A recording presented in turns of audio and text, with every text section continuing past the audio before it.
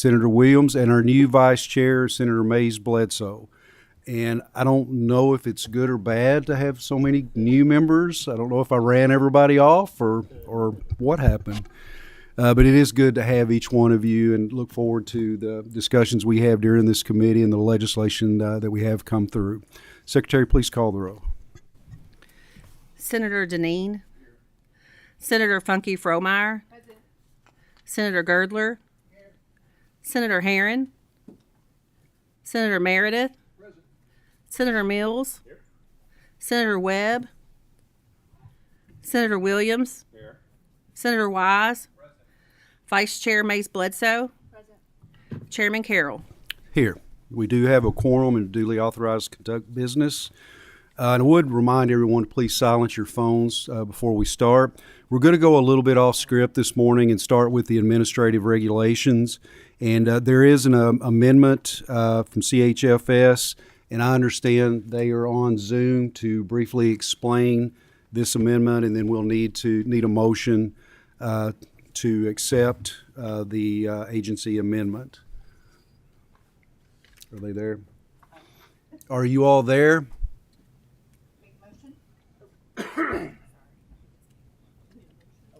Not yet.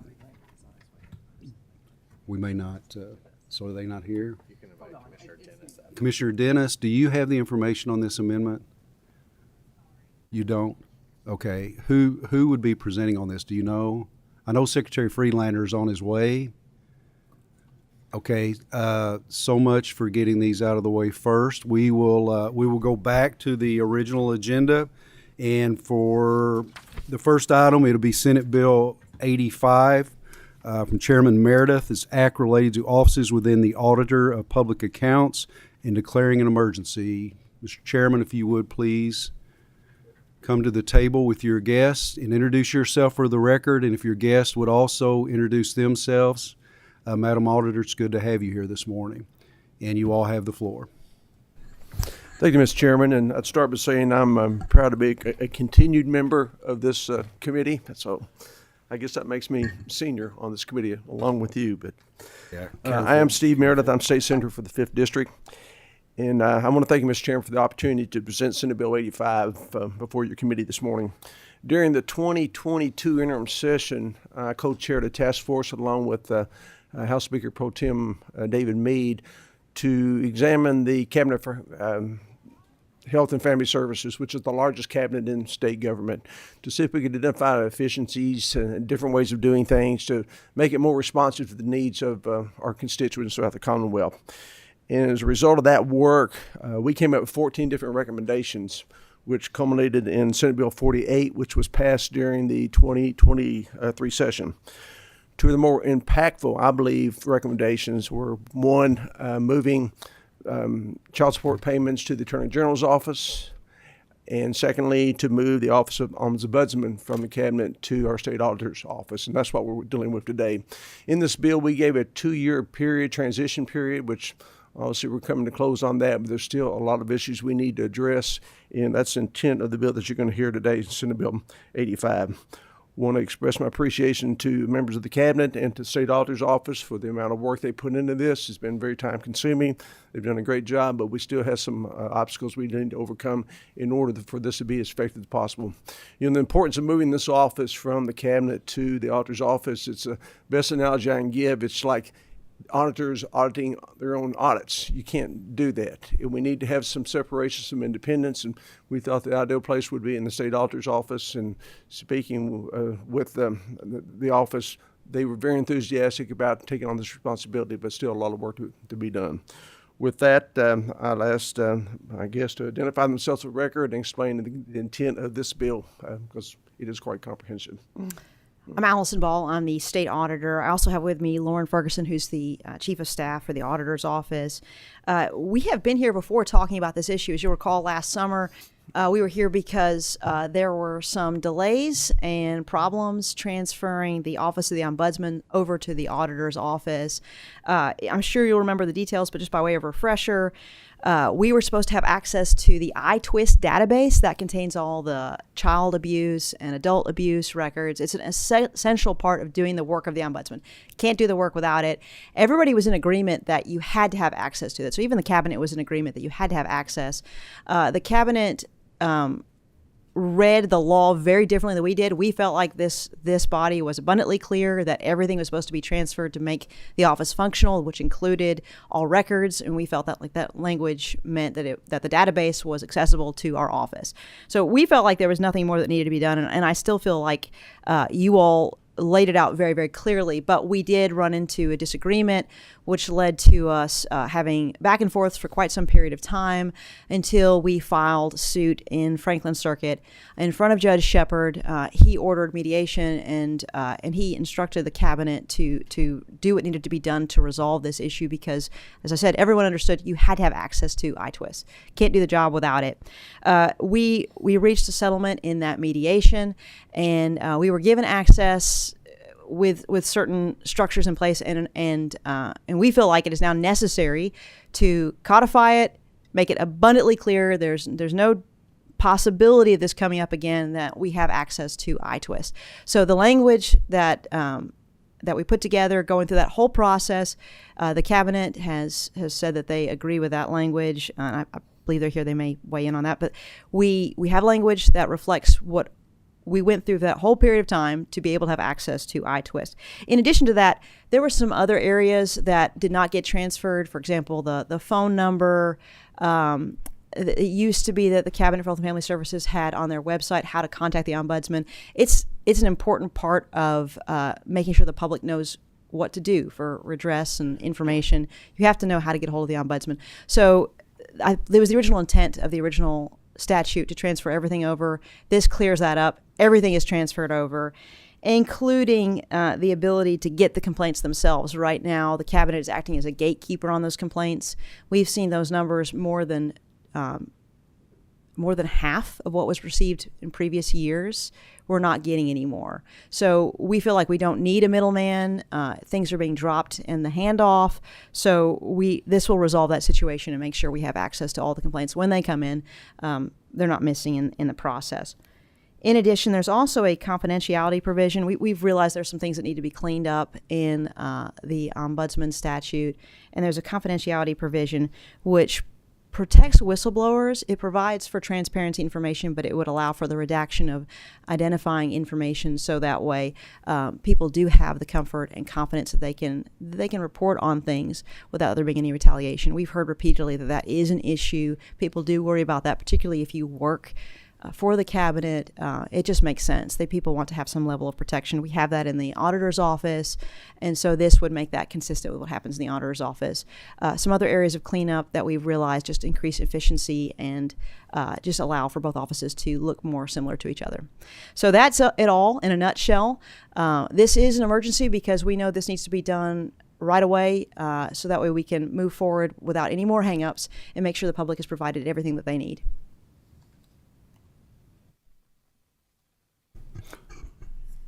Senator Funky Fromeyer, you have a question, ma'am? Thank you. This is an excellent bill, and by way of an example, I would like to better understand how it would flow with this bill. So I received a call from a neighbor, a constituent, a friend that has a 28-year-old daughter, and she's on the Michelle P. waiver. But when the care that's also provided 40 hours at an adult facility, 40 hours at home, that person maybe doesn't show up, or when they do show up, maybe they're not even engaged based on some cameras coming into the house and cameras in the kitchen. So the constituent called the Ombudsman, and the Ombudsman, and this was Friday, the Ombudsman was very kind and very responsive. That's the feedback I received from the constituent. But then how is that reviewed and then verified that it's on track? Because this particular constituent is told, yeah, we're short on employees. We won't be sending anyone else. and there's only one agency in Northern Kentucky that we can draw upon. So I don't know about whether that's accurate, but I also am on the mission today to more deeply understand. So it's helpful that this is being presented to us today. I'd like to understand, how do we verify that this complaint is, now the cabinet is back on track? So the ombudsman is the verification process for the cabinet. So some of that work is actually conducted by the Cabinet for Health and Family Services. The ombudsman is the go-to to determine, hey, are they doing what they're supposed to? Are there recommendations that need to be made to improve the process? So in the scenario you just laid out, and I can, make some inquiries to make sure these things are being done properly. In the scenario you've just laid out, the ombudsman's role would be to find out, is somebody going? Are they receiving the services? And if not, what needs to be changed in order to get that service? So the ombudsman is precisely that accountability person that you've just laid out.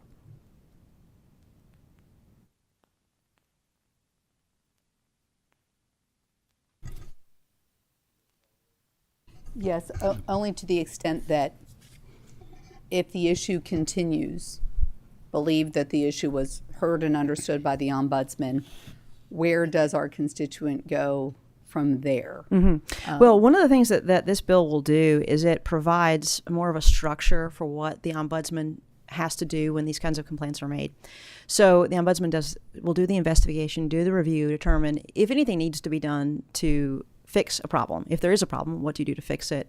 And there's a time period, and I can review my notes to tell you the specific time period. I believe it's notify the agency that they're being investigated on this particular issue, give them the information in 50 days, 60 days response. It's very similar to what happens with the auditor's office. So I believe that kind of structure will allow for more accountability.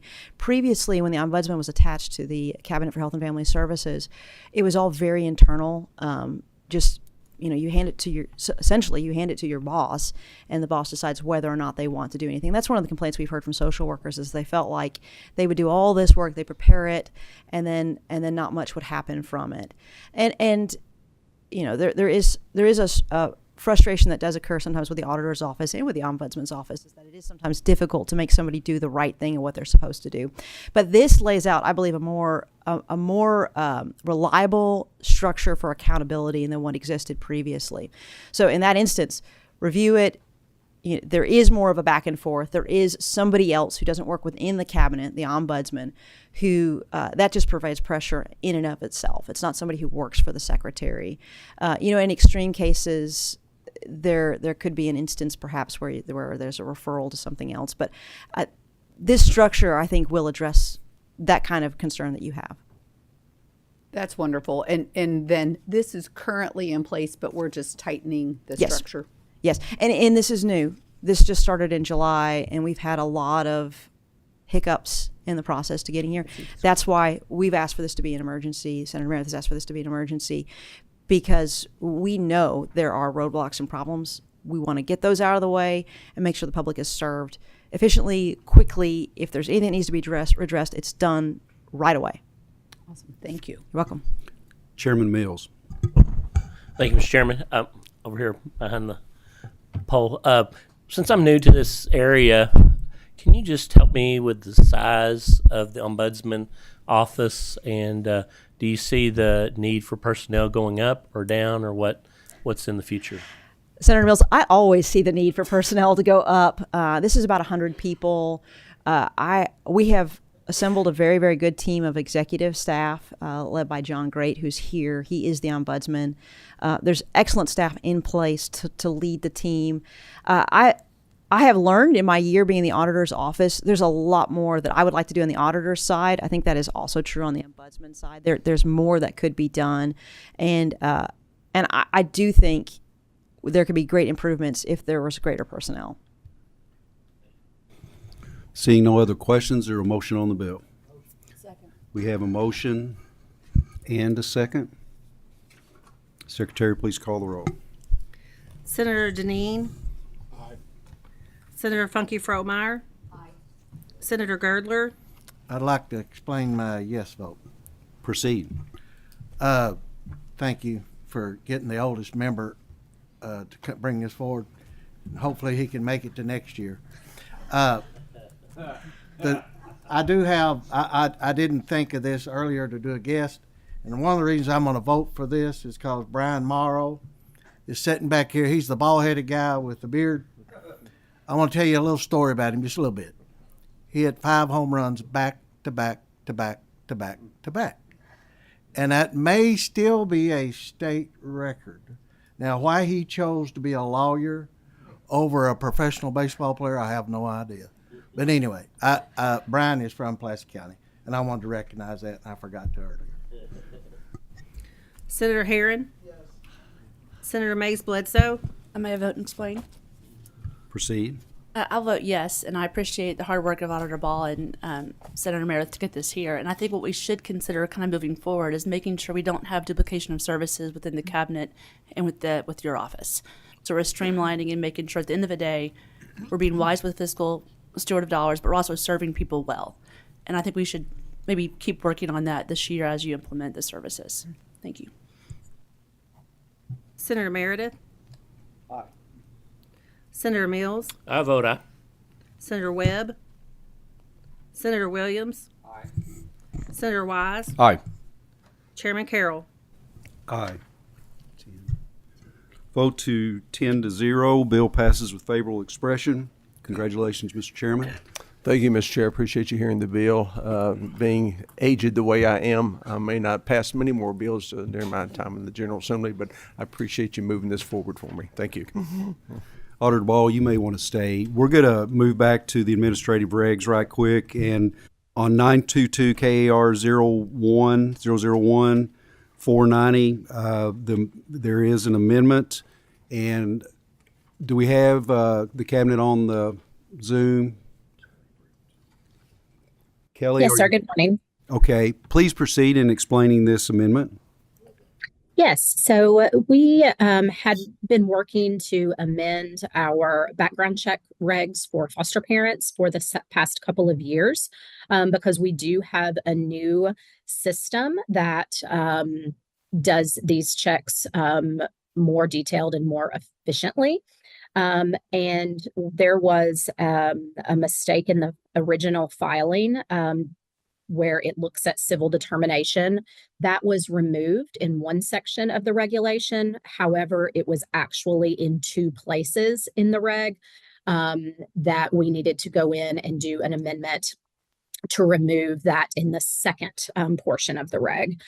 We actually do not have the capabilities to search civil determinations. However, the other pieces of the background checks, we are able to do our required checks per federal law and for our state law. So we just needed to remove that civil determination from both pieces of the regulatory language. Any questions on the amendment? Senator Herron? Just for clarification, can you define what civil determination is? So it could be if there was a custody case and there was some sort of determination made out of the court.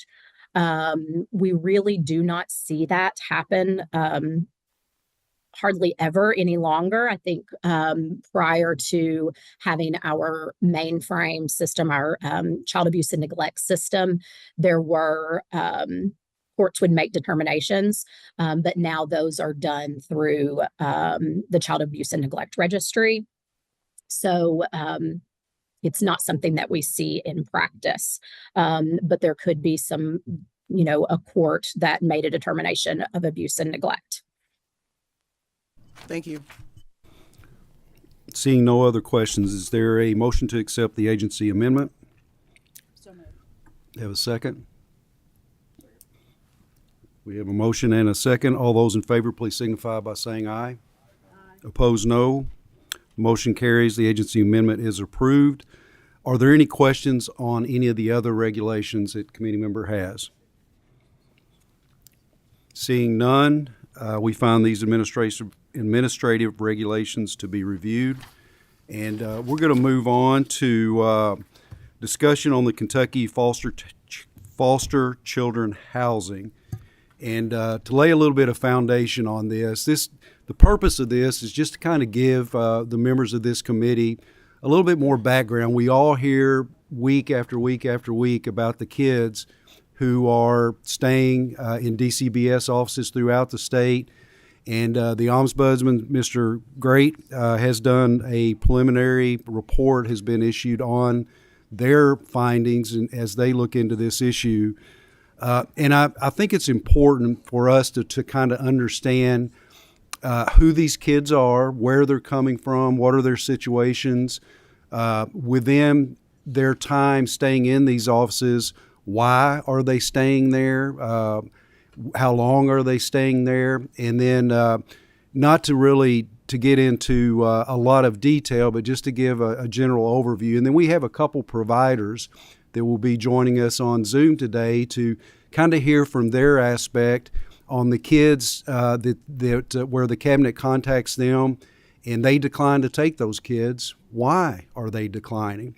And in the end, I would like everyone to kind of see how this ties in to Senate Bill 111 that's been filed. And some of you may not realize that it is tied in because we've talked so much about the upper end kids, the acutely mentally ill, but there are components of this bill that will actually impact the kids at this level through issues with the continuum of care and how these facilities are able to move kids if they become violent. They're not required.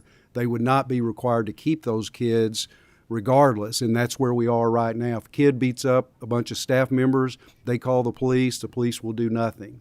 And there are provisions in that bill that will change that. So that's kind of why I wanted to pull this all together today, just to have a discussion on this. Madam Auditor, if your two guests would introduce themselves and you all have the floor. John, it's good to see you, sir. Mr. Chairman, thank you for allowing us to appear. Years ago, midst of history, my LRC career, one of my favorite Judiciary Committee members, took an oath, carried a badge, kept his community safe. It's an honor to appear before you here today, sir.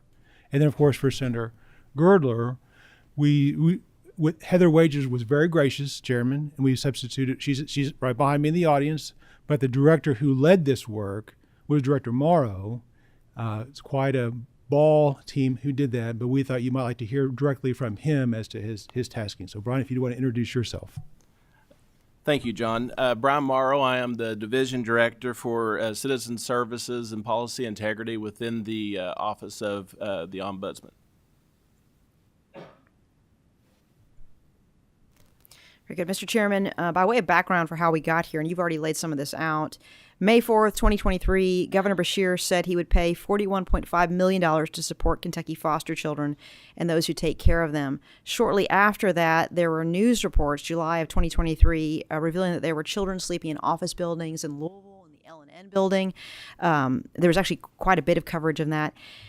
That continued off and on until even just this last year.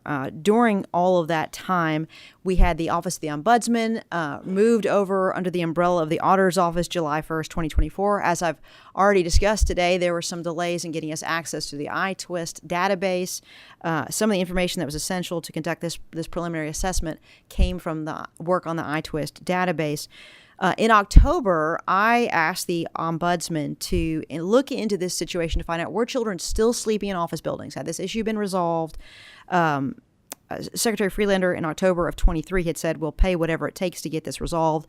So we did have some hope that that statement meant that this had been addressed and taken care of and wasn't ongoing. But there were still news coverage saying that there were still children sleeping in office buildings. So in October, I asked the Ombudsman, will you do just a preliminary assessment? A full-scale assessment might take too long. We just need to know, are children still sleeping in office buildings? Is it just in Louisville? Is it all over? And around that time, December 2024, Governor Beshear said, this is a quote, "This only happens in serious cases where serious trauma has turned kids aggressive and at times violent, with no families or treatment centers willing or available to take them because of the potential safety risk."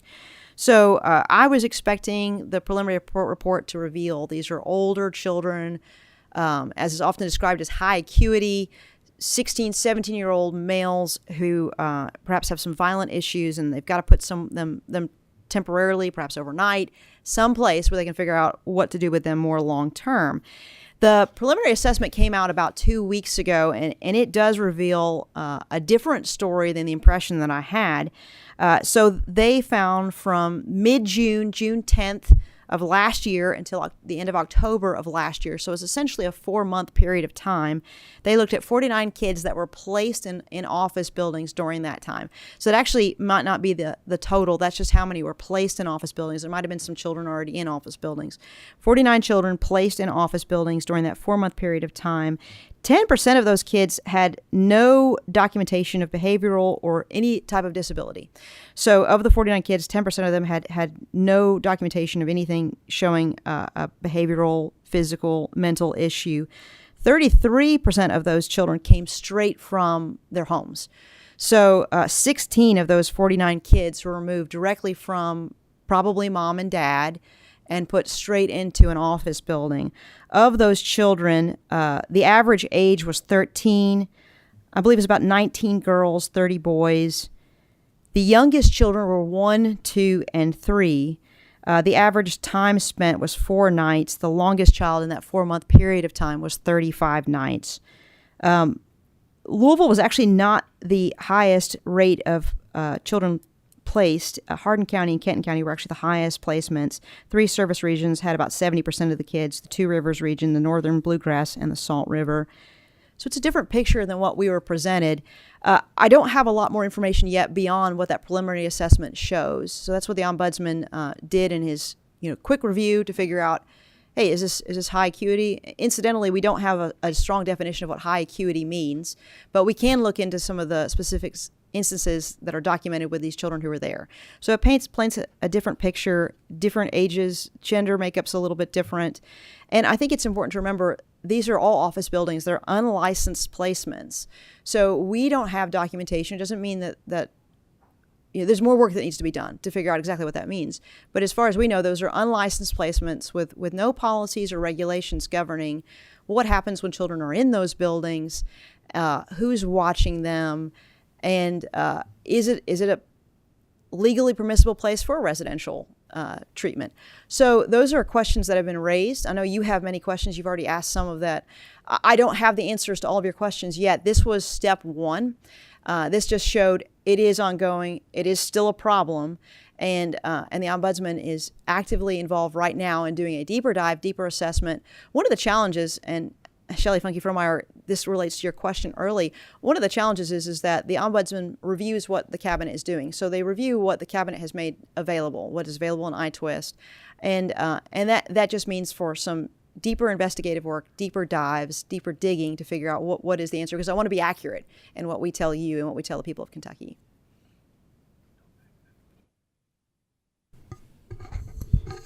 John, do you have anything you want to add? This is the type of work that has attracted us to the Ombudsman's office, and serving with Auditor Ball and having this opportunity is the capstone of a career.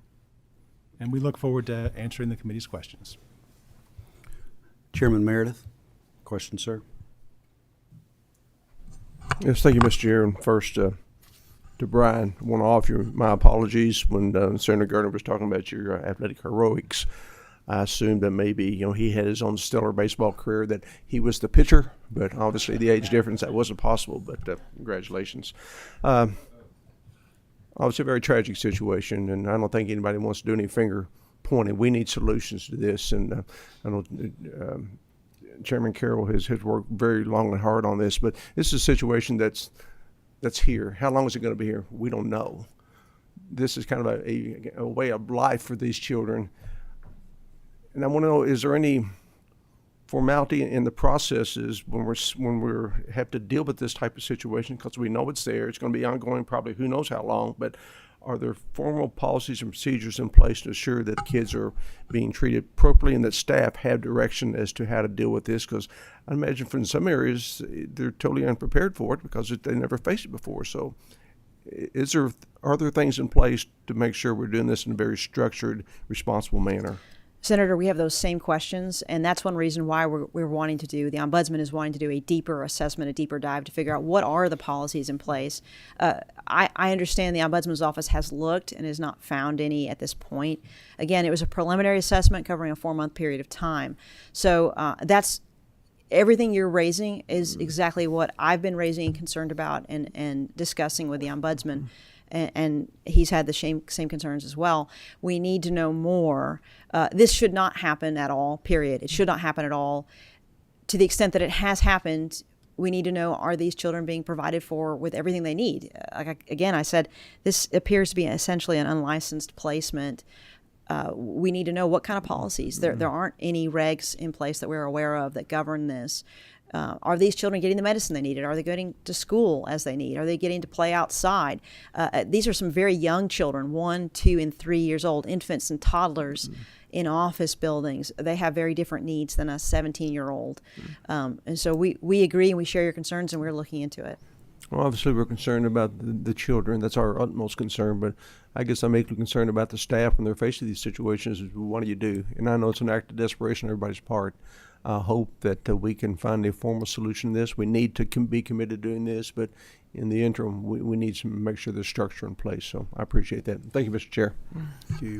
And I know Secretary Friedlander will address some of these issues. And I think it's important for this committee to know that we talk about this almost on a weekly basis, and getting updates on what's going on and looking at solutions for this issue. And we're going to talk a little bit about some of those possibilities before this committee meeting is over today. But please don't think that it's being ignored. I don't think there's anybody that wants to solve this issue more than Secretary Friedlander. And I think they're doing the best that they can under the situation. It's a bigger issue that we need to address. And again, I'm hopeful that some of the provisions of Senate Bill 111, and this is something that we kind of stumbled on through the process of with DJJ and all of those issues. We kind of stumbled on this issue whereby some of these facilities just didn't want to take some of these kids because they had no way to move them on if they became violent. And so I didn't have any idea before we started that conversation, and we realized that that's kind of the dam that holds some of these kids up from getting to be where they need to be. Senator Funke Fromeyer. Thank you. And Senator Girdler has a way of making a heavy, heavy issue a little lighter. And I want to acknowledge what a great ball team you have put together. This is very impressive. So when I think, and I'm new to this committee, so forgive this probably very ignorant question, and maybe Secretary Friedlander will address it as well. Are religious organizations offered this opportunity to be kind of an unlicensed provider for this meantime placement? And if yes, do they also have access to some compensation that helps them cover this process of providing this care? So that's one of the things that we want to look at more in this more thorough assessment of what's going on in this situation. I will say we've had some discussions with Tennessee. Tennessee had a very similar situation where children were sleeping in office buildings, and it's not what they wanted. They knew they had to resolve it, and they've resolved it. And we met with the man who had been essentially their Secretary for Cabinet for Health and Family Services, and he's in the state Senate now. He sponsored a bill to address the issue. One of the ways that he addressed the issue was engaging the faith-based community. So I don't have an answer yet for you about what's happening in Kentucky. Again, we're reviewing what we have access to, the Ombudsman has access to determine answers to these questions. Secretary Friedlander may be able to answer some of those questions even more because he has his fingertips on more information than what we even do. But I will say Tennessee, they had essentially a 3-part solution to this problem, and one part of that solution was engaging the faith-based community, and that may be something that we need to look to at Kentucky. Senator Herron. Thank you, Mr. Chair. Thank you all for coming and for your work, and to Secretary Friedlander, thank you for your hard work. I actually started my career working at Maryhurst, and so when I was at an early age of 21, 22 years old, I started working at Maryhurst, and so I've got a broad idea of the issues that are facing our young people who are social service involved and then become DJJ involved. I guess my question is, I know that you all did a deep dive as far as the number of kids in the buildings and the ages. Have you all had an opportunity to look deeper into like what was happening specifically in those cases? I think that for me, when I think about coming up with solutions, all of those cases are different, and I'm just wondering if there's a pattern in certain situations that's requiring those kids to be placed in those buildings. That is precisely a question that we're asking right now in this more thorough assessment. So again, just that first one was just a preliminary assessment to figure out, was it still ongoing? Was it limited to Louisville? And just generally, what do we know as far as ages, gender differences? That was just, is this problem still a problem? Really is what that first question was. And the preliminary assessment revealed, yes, it is still a problem. Now that we know that it's still a problem, it is time to do a much deeper dive. And I agree with you. Every child's story is different. There are patterns, and it's worthwhile for us to do a full assessment to figure out if this information leads to certain appropriate tailored responses to situations. Thank you. Okay, I think we'll go ahead and ask Secretary Freelander, Commissioner Dennis to come to the table. If you all could, please hang tight. We may have some additional questions.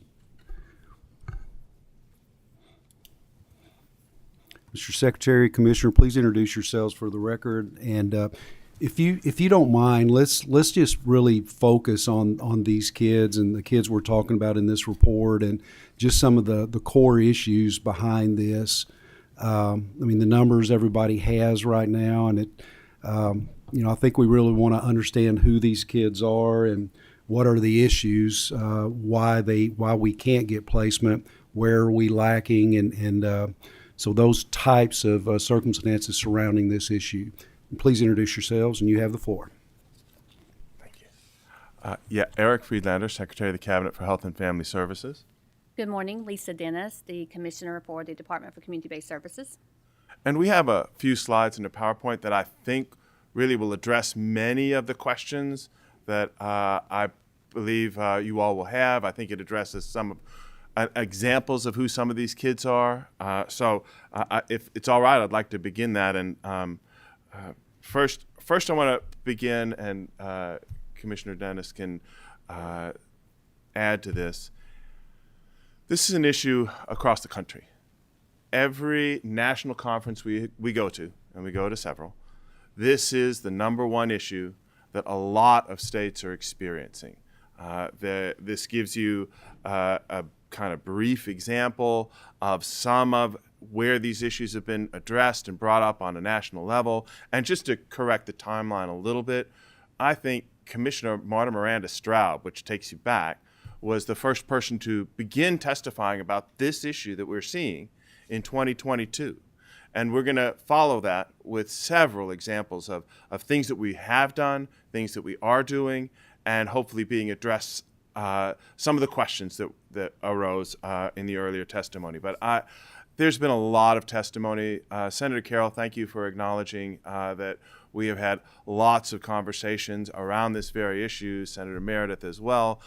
This is something that I think we could certainly pull testimony going back now several years, where we have discussed how difficult this is, where we've discussed that this is a statewide issue, where we have discussed the challenges of these kids, and I believe even social workers have come up and testified about the difficulties of serving these kids in offices. It's true. It's a tragedy.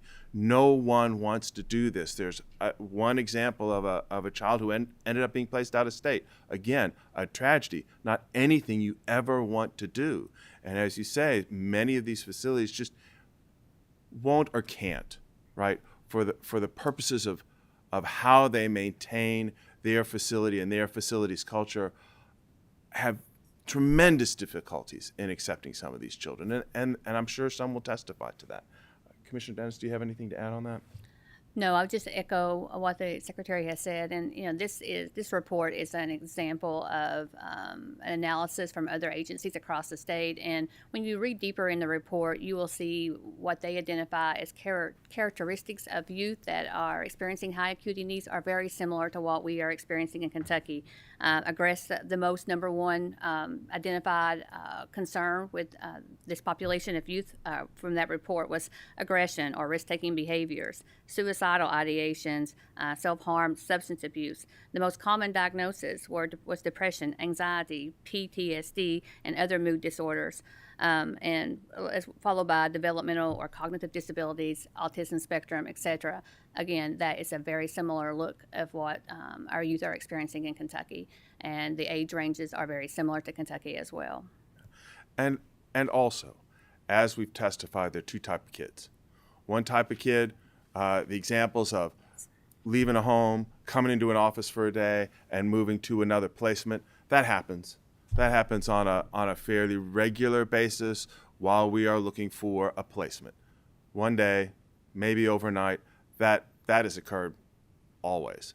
What's different is some of these kids that Commissioner Dennis is describing who come into the offices because we cannot find a placement, who may stay several days. I think the longest, and I think we have the example in here, a child who stayed in office for 25 days. That's the longest.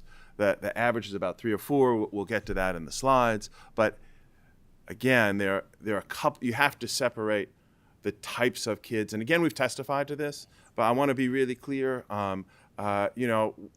Just the media reports can't possibly get to the level of detail that this testimony and the testimonies we provided before can get to. So I encourage folks to watch that and to watch all the testimony. Happy to provide it as we can find it, but happy to provide that. But you see, this tells you we still have the issue. We have tried, and we'll show this a couple of slides later, lots of different things to try to address this issue. I hope you'll be a little more comfortable. We are not comfortable with this situation at all, but it is the situation that we are presented with. Commissioner Dennis? Yeah, again, looking at this data, we have this all the way back to 2022, if you want to see that. But in comparison to 2023, you see here on the slide, our trend line is very slightly ticking downward. In 2023, the same time period, that trend line was trending upward. So while we have a lot of work still to do in this space, we are moving in the right direction. And so the previous slide was looking at the number of non-traditional placements.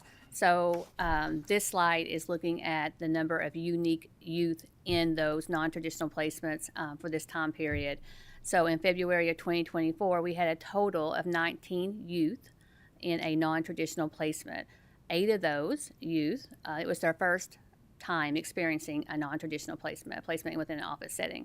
The other 11 had more than one placement within a office, a non-traditional setting throughout the time we've been tracking. So you can see that all across the months there. And then here we have some trends from that same time period. The average number of consecutive days in a non-traditional placement was 2.8. The range of consecutive days in a non-traditional placement is 1, that meaning that youth only experienced 1 day in non-traditional placement, all the way to 25 days being the greatest for this time period. The average age was 15, 66% were male, 34% female. The average number of days in care at the time of non-traditional placement. So if you looked at all youth who experienced a non-traditional placement during this time frame and averaged their time in out-of-home care, it was 791 days. And then when you look at that by range of days in care at the time of non-traditional placement, you see 0, which meant that was that youth's first experience in a non-traditional placement. I'm sorry, yes. And then up to that youth have been in I'm sorry, that youth have been in care. That was the first entry into out-of-home care, and up to 4,703 days in care, and that is 13 years if you want to calculate that. An example of that zero, right? Somebody who comes immediately into care. And many of you have heard about a very specific situation that a representative had with a family that had a child who was on the spectrum, on the higher end of the spectrum, who was able to be taken care of at home, all was good until puberty. And then what happens then is often children can dysregulate, right? And that's what was happening. And the family was at the end of the rope. And their case manager suggested that they terminate parental rights, which is the last thing anyone should do, because the options at that point were to come into DCBS custody, and this folks had tried a lot of different places, even from the family. This child was in a waiver, had waiver services. Senator Funky Fromeyer had waiver services, but it was not enough. And so eventually this a placement was found, but what I said to the representative that I was talking to, this is the child that comes in the DCBS office. And she was like, no, far too violent. This child is way too violent. And I'm like, no, this is the child that comes into the DCBS office. And that child would have been.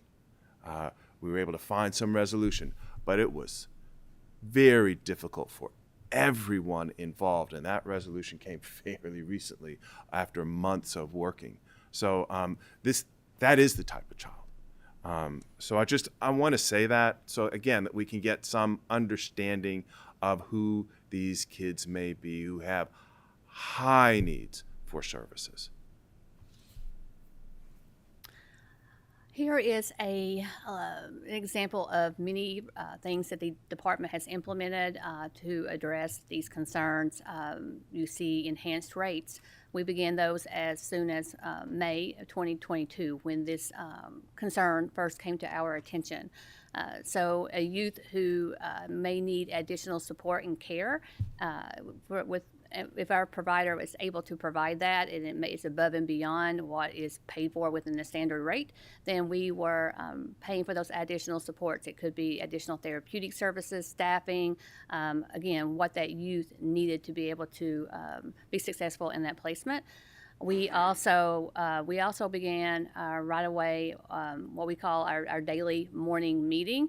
It starts at 8:15 every workday, and it's made up of a number of agencies who collaborate together to try to address the immediate needs for youth in non-traditional placement. So on every morning there is a call made up of DCBS, Medicaid, behavioral health, public health, Friskies, our partners with DJJ, Aetna, Sky, our MCO provider, and others who have a role in helping us find placement for those youth.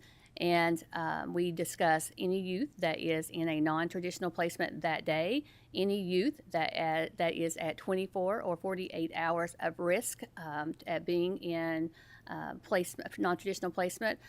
So again, those calls happen every morning.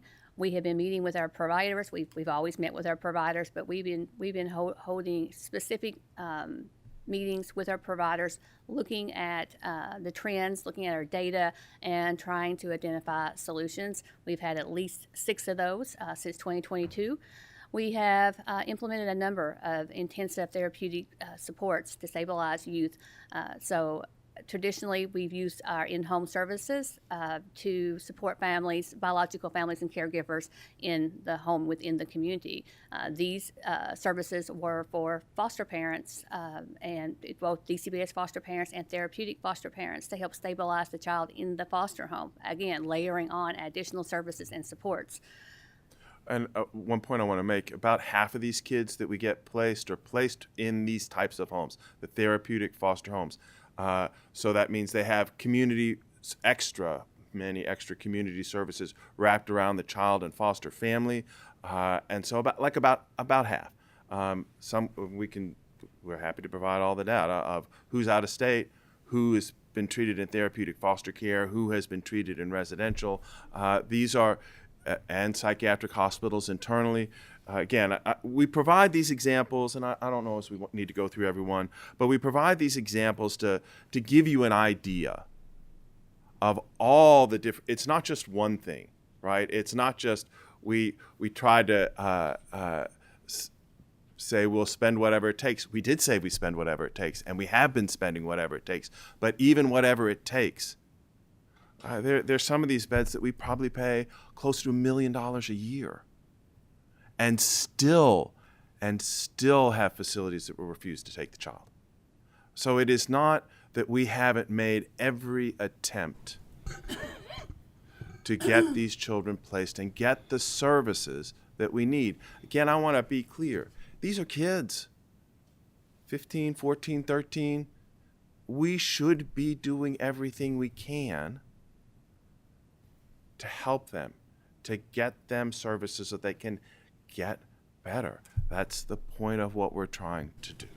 Mr. Secretary, I'm sorry to yeah, interrupt. and I was getting ready to move on. I apologize. Can you all kind of qualify with the kids that are nonviolent, non-behavioral issues? Is it what are the problems with placing those kids? Obviously, it's not denying because of behavior. If it's not there, is it just not having is that more of a emergency foster situation, or kind of define what's going on with that subset of kids? Yeah, these are the kids that stay in the office a very short period of time. They may be there a day, maybe even sometimes less than a day. We have to document where our children are every single day. So if a child's removed at 10 p.m. and we don't find placement until 3 p.m., that's going to look like a non-traditional placement. This is a change in federal data reporting that just happened recently. So again, some of these youth, this is what has always happened, but again, we're looking at that a little bit different now because of federal data requirements. Capacity issues with our foster homes. They have both our DCBS and our therapeutic foster home providers have been wonderful partners to try and meet the needs of these youth, and because of that, they're at capacity. There's capacity issues there. So with that subset of kids, that's the primary issue for those kids. And when you get into those that have more behavioral issues, that's from all the discussions, that's more of a process issue, and probably, even though it is a number of beds issue, but it's more of a process issue. Some of that, yes. The ones, again, I as we've testified, we can usually find placement for kids that are, this is a hard way to say this, right? Have smaller behavioral health needs, right? Not without the violent piece of it, without the, frankly, sexually reactive piece of it. Those are more difficult, right? Or arson at one point. So there are those kids that don't have multiple issues. That's how I'll say that. We usually can find placement for with our partners. That's not the delay. The delay is the kids, and we'll get to a couple of examples a little bit in a couple of slides. But so, is that helpful? Yes, it is. Senator Funky Fromeyer, you want to ask your question right quick? Yes, and I'll remind you that this is my first Families and Children meeting, so I apologize if I'm hoeing ground that's already been hoed. The child that is removed from a home, it is due to a parent that may have been arrested or something, but some dangerous environment for the child. Yes. So it wasn't the child removed because the child was violent. It was the child removed because their environment was dangerous. Is that the children that we're referring to? That's the norm, but sometimes the parent will terminate parental rights. That was the example I was giving you earlier, where the child has become so violent and out of control that the parent doesn't feel like they have parental control anymore. Okay, it's rare. That's rare, but it does occur, and we would like to provide services so that they keep the family together. And I don't know as we've had this discussion, but what I would like to say is when DCBS removes children from a home, right, there are two mistakes we make, and they're giant. One is when we remove a child that should have been left in the home because that child turns 18 and they don't have family, it's a tragedy. The other is when we don't remove a child and that child gets harmed. Both those mistakes are made, right? And it is the social workers who have that terrible responsibility to try to figure that out. We tend towards try to keeping children together with their families and providing services, but let a tragedy happen, and those are difficult decisions. So I'm sorry. Tying into, I'm trying to think of our legislative response. Yes. And I'm thinking on two spectrums that I wanted to ask for some clarity. One is I do believe that Senator Jolie Rocky Adams has filed a bill that may acknowledge that perhaps a child could stay in that setting where we do believe that they're not going to be desperately harmed, but that the parents are harming themselves and need some additional supports.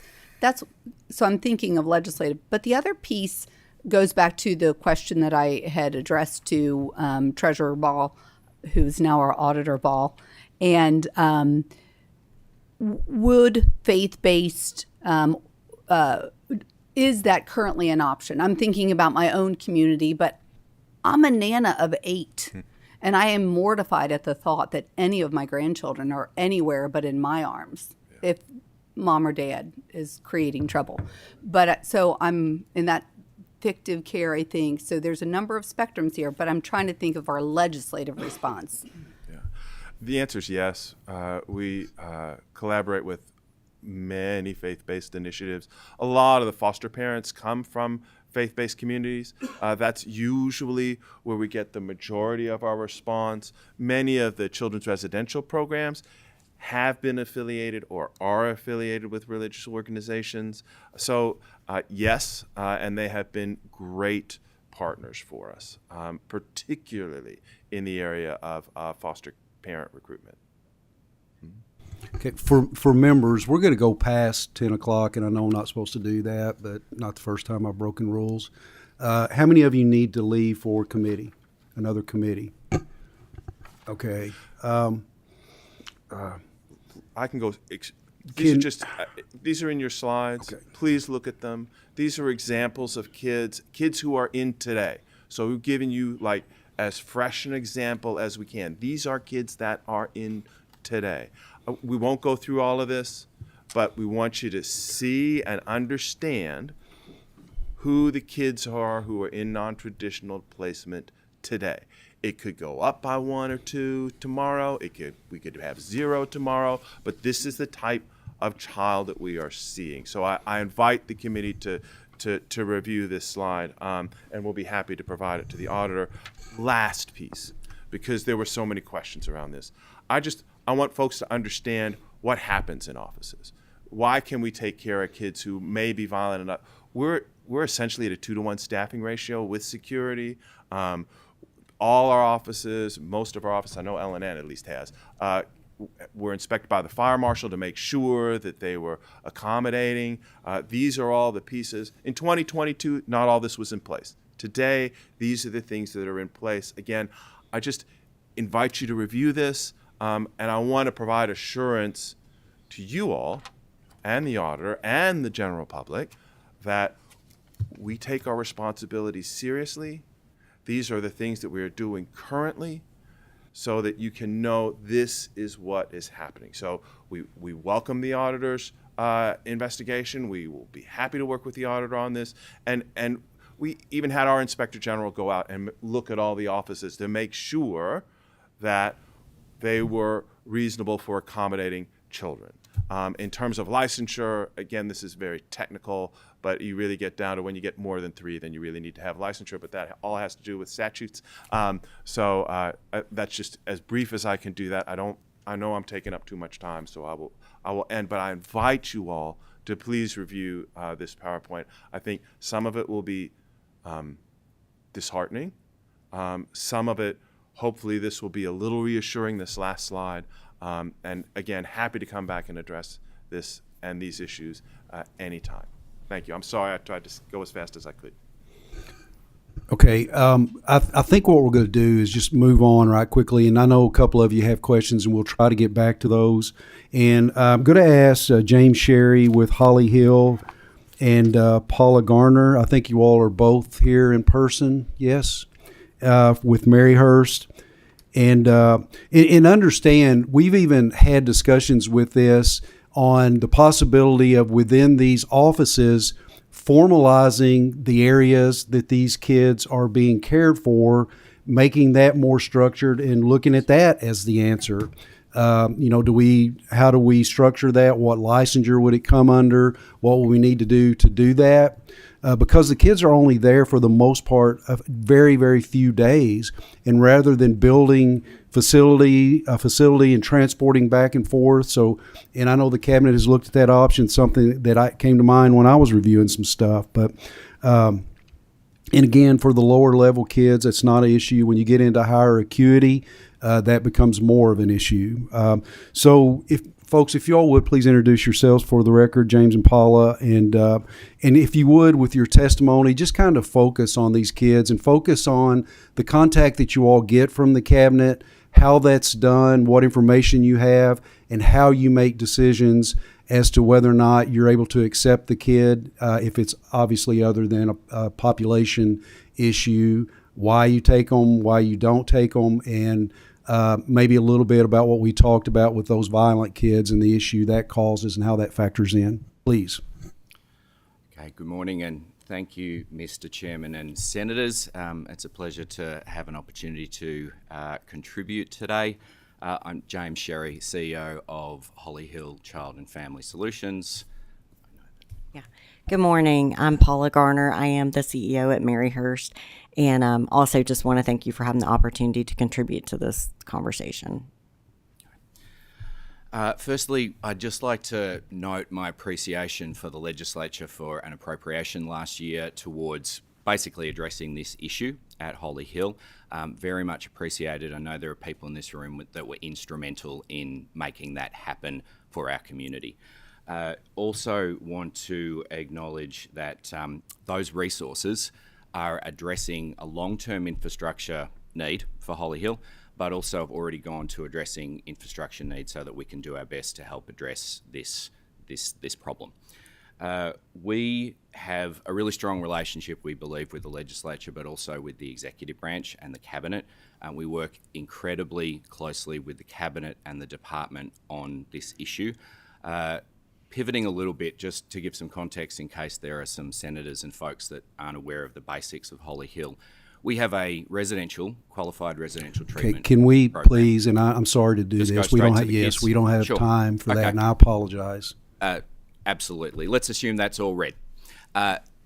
The kids that we support are girls between the ages of 12 and 17, and they have incredibly complex trauma backgrounds, and they come to us in a number of ways. There's a stat up here that, and this is an old stat, that 40+% of the girls that we support have a suspected or confirmed history of trafficking. That's a specialty that Holly I'm going to Hill narrow has. you down even more. Please just talk about the conversations with social workers on a case-by-case basis and how you all make the decisions whether or not you take that child, please. Sure. The way we make decisions as to whether we take kids, we're currently in a pilot program with the Cabinet where we are focusing on kids that other agencies cannot or will not take for one reason or another. We specialise in taking those girls who've been trafficked, but also kids at time we take directly out of non-traditional placements. I'd also note that there are times when a child, for one reason or another, needs to go from Holly Hill to somewhere else. And I'm aware of at least one or two occasions in the last year where there has been nowhere else for them to go and they've entered into a non-traditional placement, as we believe. But because we have this specialty in supporting girls who've been trafficked, we take kids from across the state. Our kids are referred through the statewide referral program, but there's also a committee that Holly Hill every week or 2 weeks meets with the Cabinet to have direct referrals to us to see if there's any possible way in which we can take that child. There was a mention before of kids who have a history of arson, for example. We don't have the ability to support those kids. We have a pet-friendly environment, so kids who have a history of abuse with animals, we can't support those kids. Kids who are incredibly violent, there are other providers who are specialists in supporting those kids. But kids who have a significant range of diagnoses and behavioural problems, we make every possible attempt to support those kids.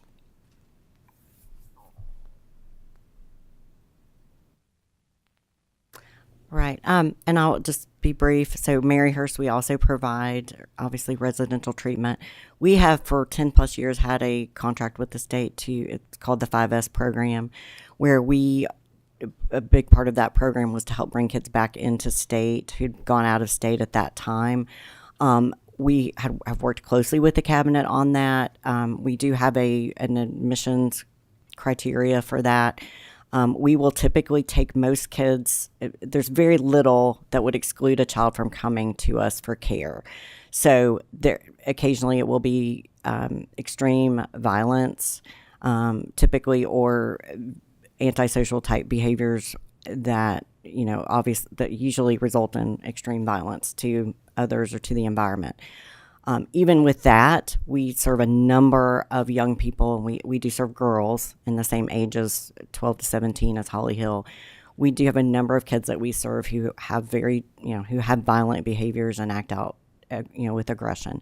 This, again, I want to make sure to say, when I'm saying these things, that this all comes from a history of prolonged and complex trauma, very acute trauma. So that is where these behaviors come from, and it's just important. I feel like I have respect for our kids. I need to say that. But our struggles, the limitations and the barriers that we have, typically have a lot to do with, where we are with staffing, being able to maintain the staff. And I just want to be clear that our absolute focus and priority right now is safety and security and making sure that we can sustain the services that we currently have. We want to be we are a good partner to the Cabinet. We want to be able to take on certainly, more kids, but we right now, we really have to focus on where we are right now, the safety and security. So when we don't take a child, it's often it's often very much related to ensuring the safety of our staff, the child themselves, and other children that we are serving at that time. And so that's really what it comes down to when we're not able to take a child. I do want to also just say, we have worked with the Cabinet. One of the, I think, innovative things that we are doing with them is upstream services. So being able to get with kids in a community setting, prior to them coming into care. We have a specific pilot that we're doing where the child is identified, usually by the school system, at being at risk for going into the child welfare system because of school-related behaviors, truancy, or other school-related behaviors. And so we provide wraparound services to the family whenever possible, and strengthen the family so that child can remain out of the system, which, again, I know we're trying to solve for the transitional services right now and temporary placements. But I just want to say to the committee, in terms of connecting dots, I think it's so important that we support those upstream services. Okay. So 2:00 in the morning, you all get a call. There has been a female taken into custody. DCBS is involved. You all get a call. Go through that process with me, and how do you all assess whether or not you're going to take that child? Well, for us, we may not get that call at 2:00 in the morning, but we do get a referral from DCBS, and we will, because of the 5S program, that is usually what's involved in that is a call with the Cabinet, with the central office, placing office. We'll go through the child's needs and what is needed for that child. and we'll make a determination from there. Okay, and you do that based on what your staffing level is, your census level, and how often would you say that you all don't take a child in if there is violence, has a history of violence? I will have to speak on that anecdotally, but that is usually we try to look at what. That's not going to be a reason we're automatically not going to take a child. We're going to look at the circumstances surrounding that, and so I'd have to get back to you on the number of times. Okay, and have you all had kids that have come in that have been violent to the point that you all can't care for them, and what have you done in those situations? We have had children who presented with extremely violent behaviors, and so in those situations, we have gotten with the cabinet and let them know that we don't believe we're going to be able to serve that child. The cabinet will then start looking for a non-traditional placement for them. The cabinet is obviously a difficult spot, as we've talked about, so sometimes that child stays with us a couple weeks. Sometimes that child may stay with us a longer period of time, and we do our very best to serve that child during that period of time. I can add to that from Holly Hill as well. There's been a lot of talk today about higher acuity of kids in our care, and we certainly have noticed that at Holly Hill. One of the things that we are finding that is happening more often is that the behaviours that our children are demonstrating mean that they and us are having more connection with the justice system. And so our kids are at times being taken directly from Holly Hill to the justice system. We're currently working with the cabinet to identify, to address a bit of a gulf at the moment between I think the two cabinets or the two systems. Holly Hill, a number of times in the last year, we've taken kids back from the justice system. That's not a common or a standard process, but those two systems are not necessarily talking in the best way. So we're working with the cabinet to address that so that we get the chance, if we believe we can care for that child, to bring them back to Holly Hill, because we know it's better that a kid has less placements. And on many, many occasions, in my short number of years with the agency, the kids that we have cared for, we have been the longest placement by months that they have had in their short lives. It's not unusual for a child to have 30 plus placements when they come to us as a young teenager. And that I'm very proud, in a horrible way, that we are able to address some issues these kids have because they stay with us for a number of months that no one has ever been able. They're physical issues as well as psychological and emotional issues. I won't go into those details, but that I would say that connection between the Justice Department and the child welfare system is an area for improvement that we're actively working on addressing. Okay. And I have asked Secretary Friedlander for a complete inventory of all the providers throughout this state, who they are, what populations they serve.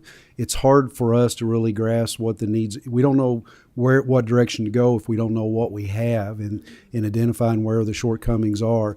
And just quickly, Senate Bill 111 kind of puts into a process where a child is evaluated.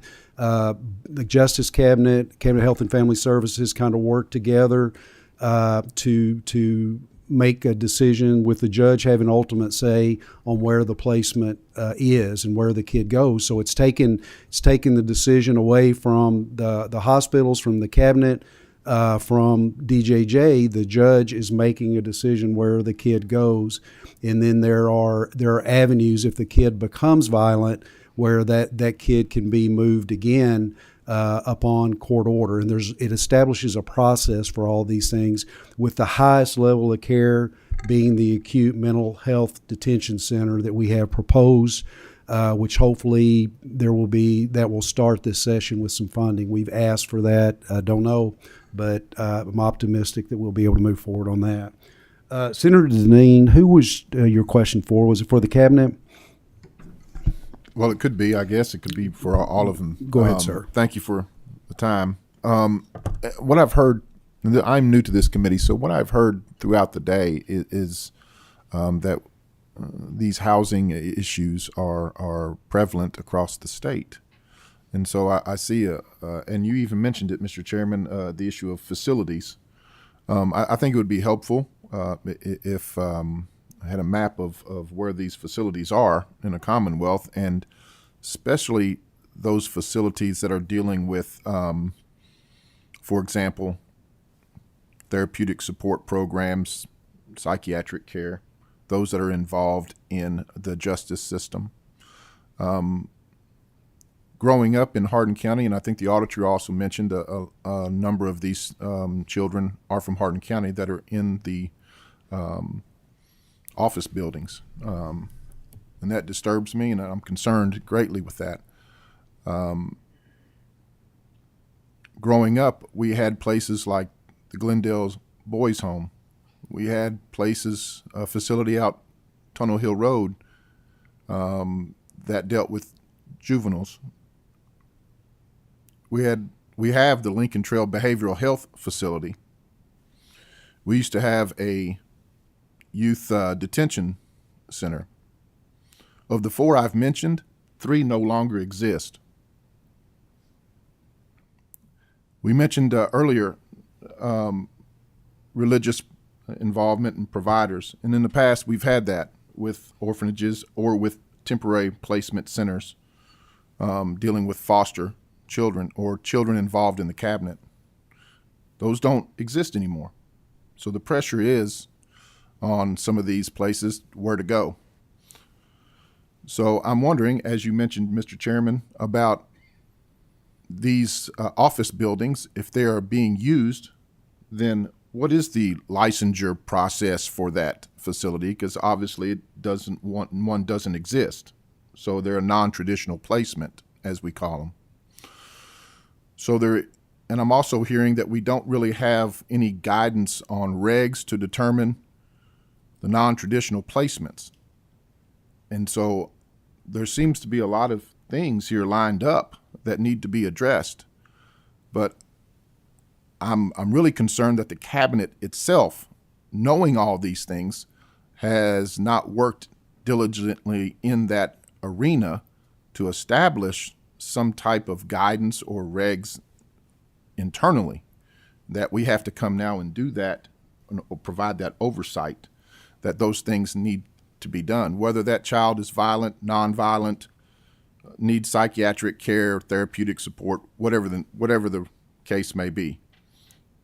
It also appears that places like Holly Hill are needed and greatly appreciated, but they're only addressing a small portion of this problem, a very small, minute portion of this problem. Girls 12 to 17 years old and those that may have been sexually abused or are sexual abusers themselves, those that are violent. So I am concerned that maybe this is a time for us to examine facilities and partnerships with these other organizations that have done these things in the past. I would just like to see what those numbers are compared to what they used to be when I was a teenager. We had those facilities. We didn't have these issues. So I'm curious to see a map.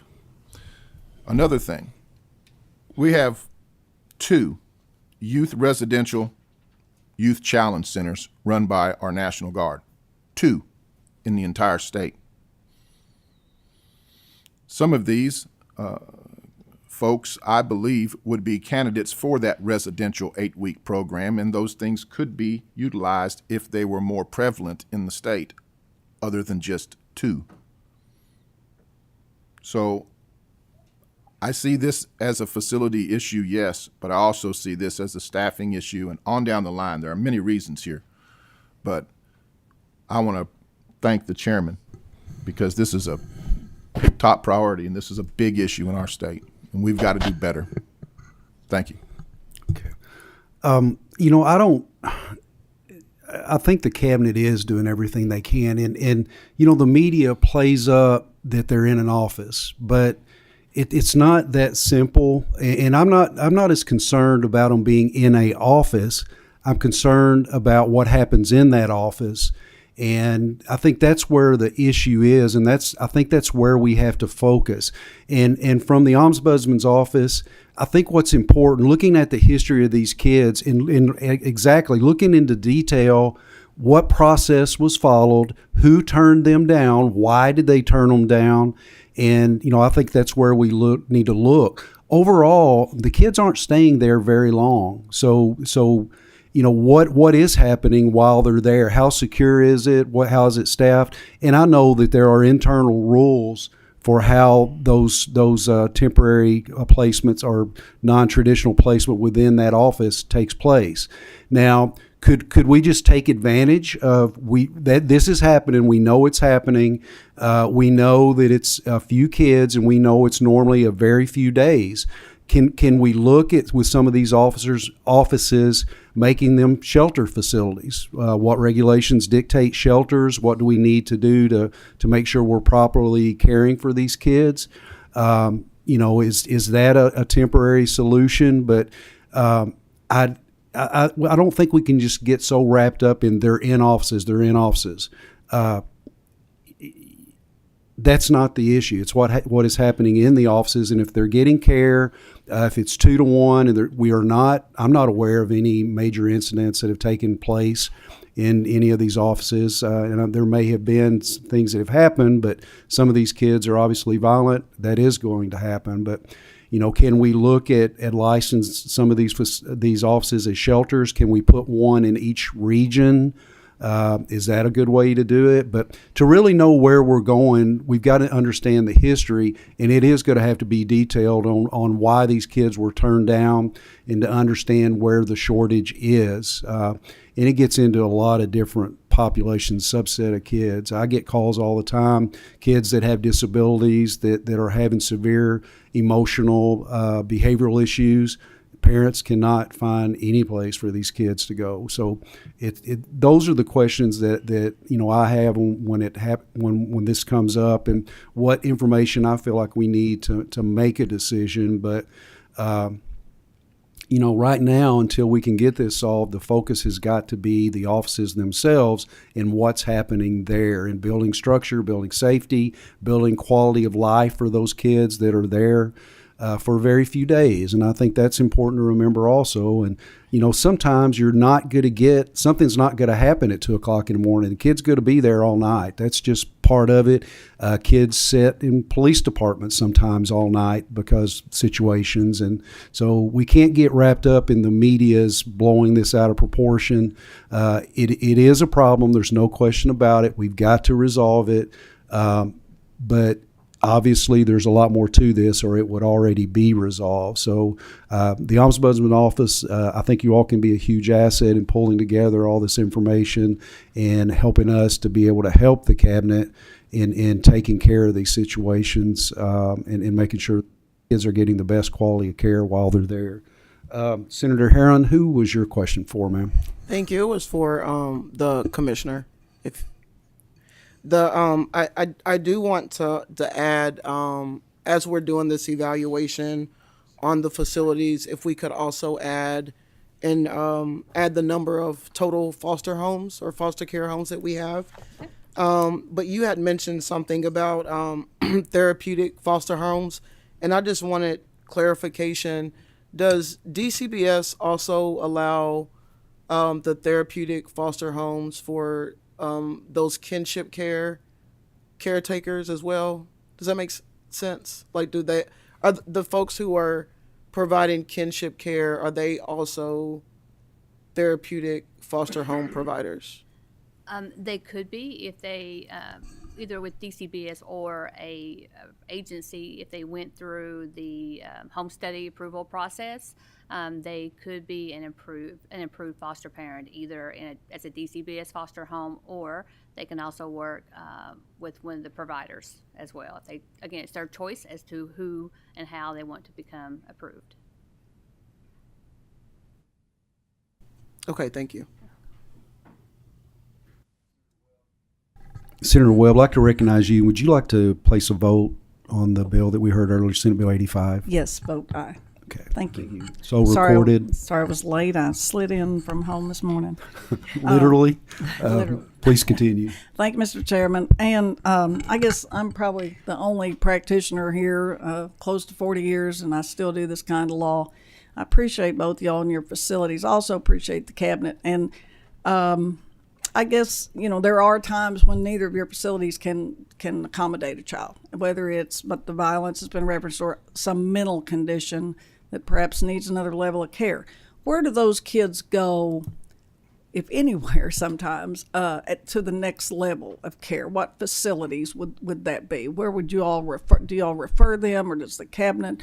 Because sometimes, I've had clients that are in that gap, and you have to advise parents to do things that parents wouldn't normally want to do, as far as giving up custody, terminating rights, whatever the case may be. And it's very heart-wrenching. And these children really have nowhere to go, is the reality sometimes. So I think that's the focus as me as a practitioner. How can I help my clients when a facility like yours cannot take those, where those children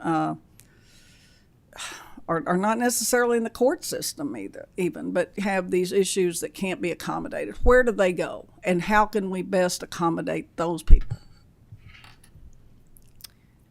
Well, I can say, and I know that the commissioner can speak to this, but typically if we cannot serve a child, and that is, again, it's not normal, it's not common, but I think there are other options. They may be at the hospital, they may go out of state for treatment as well, and you can certainly speak to that if that's, but that is where we tend to see that happening.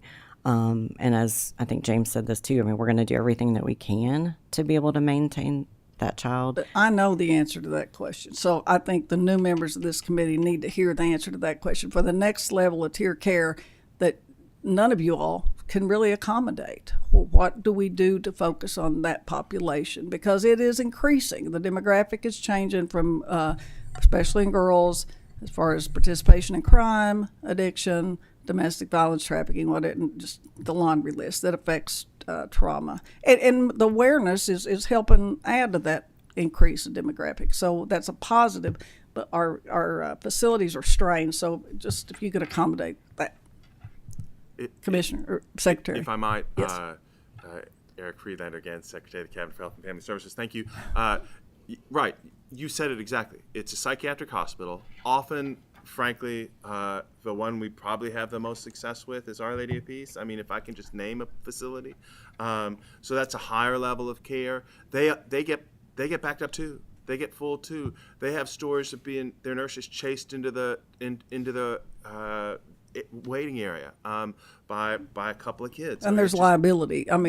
These facilities are concerned about their liability. So Senator Carroll's focus, is it 111, Senator Carroll? Did I get the right number? Thank you. On we need to build something is not wrong. And I've told him I was like the last person to the party at this, but there is no question that we need some sort of facility in Kentucky where the focus is these kids, right? And we can provide services. So that is, I was at the table last time. Be happy to come to the table with you again. His discussion about helping DCBS and DJJ, there are pieces that bill really does address. And so you're right. There's sometimes we can't find any place, right? That's when some of these kids end up in our office. That's true. So we do, I think, there is a need for something else that we don't have. Thank you. If I just may, Mr. Chairman, and along the interagency, I like seeing them communicating. I like seeing them cooperating, but what I see sometimes are competing policies. And the competing policies or the implementation, interpretation of what we do or the regulations aren't always consistent. And I think we need, if we're going to have conformity and the ability for those agencies to do that, we need to also make sure there's not a conflict between the policy and the implementation of the regulations. Just thank you, Mr. Chairman. There's a new policy around Medicaid that actually allows Medicaid to participate in DJJ facilities, as well as a little bit in adult facilities, that will definitely increase communication, increase collaboration, and actually help the kids that we're talking about. Thank you. Could I just also add, as a provider of these services and having done these high level services for a number of years, I think it's important, and the cabinet's doing this. There's collaboration with providers, but it's looking at the models that we are using. So looking at the model, because I think you can build a facility, and that's, you know, and Maryhurst is in a position right now where we are needing to invest heavily in capital because of the safety and acuity needs of kids. And so we are, you know, we appreciate the support that we've gotten from the legislature on that. But I think it's looking at the models, looking at what the needs have definitely increased. I mean, there is a dynamic shift, and the needs have increased. And so what is the model, or what are the models that are out there that will allow, you know, practitioners to do the work that needs to be done? So I just wanted to add that to the conversation. Thank you, Senator Webb. Or is that it? Okay. And you know, I've been involved in dozens of discussion on this, and it's still really hard to grasp the various levels of this and who does what, and that's why I've kind of stopped everything.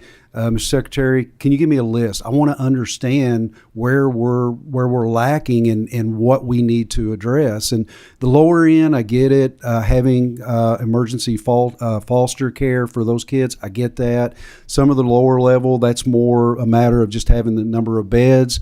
When you get into acuity, when you get into the hospitals, there's just a lack of willingness to take some of these kids, because when they're there, and they don't get to call the police, and the police come and take the kid's there, and they lose staff. And so it's just it's a no-win situation there, and the bill will take care of that by having the mental health detention center for those who are that violent. So again, the inventory and I don't know to what level we're lacking. And Mr. Secretary, can you kind of talk about that a little bit as far as facilities at the various levels? How badly are we lacking?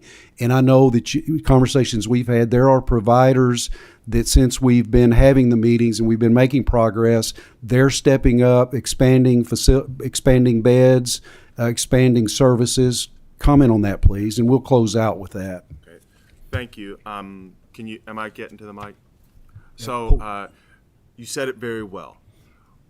I believe a lot of the lower level, and I don't mean, even 5S, right? Even what you're doing at Holly Hill. We have placements for a lot of those kids where we struggle. And again, you said it very well. The facility that you have built does not acknowledge the security needs that you have for taking care of some of these kids. The physical structure does not allow you to take care of some of these kids because, and again, you said it so well, because of their history, because of the abuse and neglect and the horrible things that these kids have been through, right? We create these kids. We create these kids. We have to stop creating these kids. And what we don't have are those facilities with sufficient security, built security, architectural security, and the level of service, the staffing, the professionalism, the clinical expertise within that structure. And that's why your bill is so important. That's what we're missing.